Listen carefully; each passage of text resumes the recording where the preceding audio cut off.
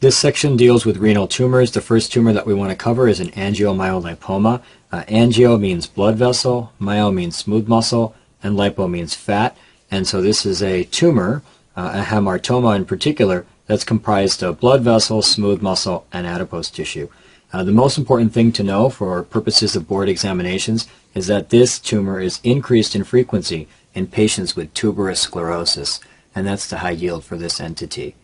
Renal cell carcinoma is a malignant epithelial tumor that arises from the kidney tubules. It classically presents with this triad of hematuria, a palpable mass, and flank pain. This is the triad that we all memorize when we think about renal cell carcinoma, but interestingly, all three symptoms rarely occur together. In fact, in only 10% of patients would you see all three symptoms. Hematuria is overall the most common presenting symptom. In addition to this classic triad, patients can also present with fever or weight loss. Now, one of the very high yield points to note concerning renal cell carcinoma is that it can produce multiple paraneoplastic syndromes. For example, it could release erythropoietin, causing a reactive polycythemia. It could release renin, causing hypertension. It can release parathyroid hormone-related peptide, causing hypercalcemia. Or it can release ACTH, causing Cushing syndrome. So it's very important to note that renal cell carcinoma can produce many different paraneoplastic syndromes. Again, that's particularly high yield to bear in mind. Rarely, renal cell carcinoma can present with a left-sided varicocele. This is particularly high yield because of its anatomy tie-in. Let's recall that if this is the inferior vena cava and this is the renal vein here on the left side, that the spermatic vein drains into the renal vein on the left side.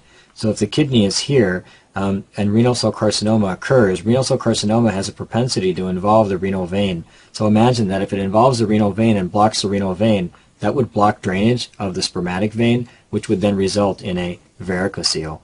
This doesn't usually occur on the right side because recall from anatomy that on the right side the spermatic vein directly drains into the inferior vena cava, and so therefore even if you had a right-sided renal cell carcinoma invading the renal vein, this would not block the drainage of the spermatic vein. Therefore you don't usually see right-sided varicoceles with renal cell carcinoma.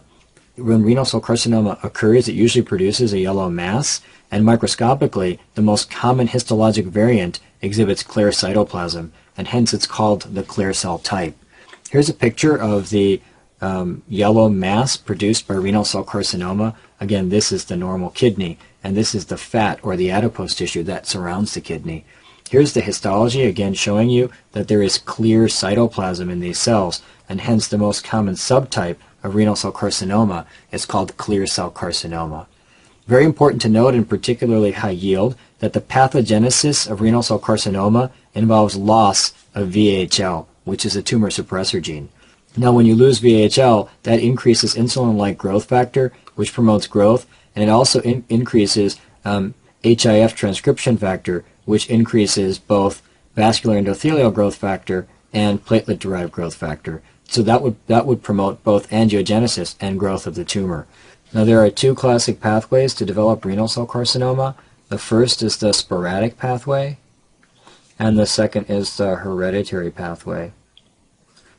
In the sporadic pathway, you classically get a single tumor, usually in the upper pole of the kidney, that arises in an adult smoker. And so again, smoking is the key risk factor for the sporadic pathway. In the hereditary pathway, you classically get tumors that arise in younger patients, and they're often multiple and bilateral. Now again, both the sporadic pathway and the hereditary pathway involve loss of the VHL tumor suppressor gene.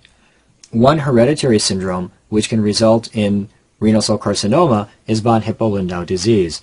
This is an autosomal dominant disorder in which there is inactivation of the VHL gene.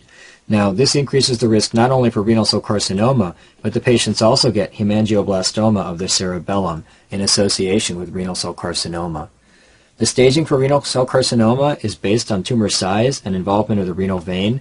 Remember that renal cell carcinoma loves to go to the renal vein, and this increases the risk of hematogenous spread to both the lungs and the bone.